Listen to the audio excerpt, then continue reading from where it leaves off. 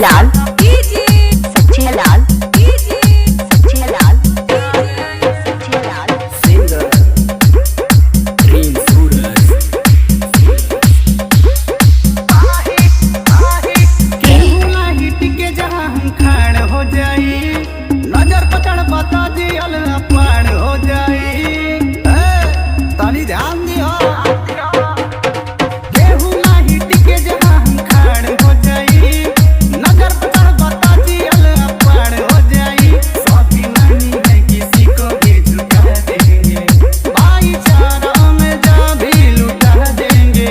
सुल्तापुर के हैं तबाही मचा देंगे युवा नेता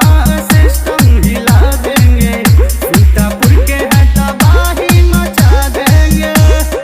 हमको कुछ बोले क्या कुछ बोले क्या कुछ बोले क्या कुछ बोले क्या कुछ बोले क्या सच्चे लाल सच्चे लाल सच्चे लाल सच्चे लाल सन सन सन सन चले काफिला सावन के रफ्तार में हाथ में दुनाली लेके घूमे हरदम थार में अच्छा अच्छा अच्छा और सन सन सन सन चले काफिला सावन के रफ्तार में हाथ में दुनाली लेके घूमे हरदम थार में है सुनाली किसी को भी डुबा देंगे भाईचारा में जा भी लुटा देंगे सुल्तापुर के हैं तबाही मचा देंगे युवा नेता है सिस्टम हिला देंगे सुल्तापुर के हैं तबाही मचा देंगे। क्या नाम है आपका क्या नाम है आपका क्या नाम है आपका क्या नाम है आपका सच्चे लाल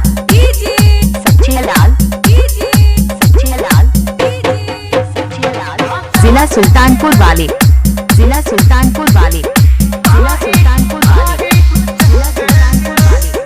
कमे उम्र बाटे नया नया हमर खून बा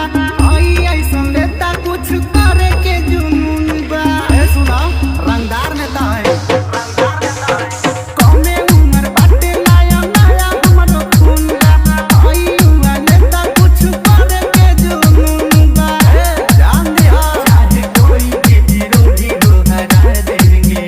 भाईचारा में जा भी लुटा देंगे सुल्तापुर के हैं तबाही मचा देंगे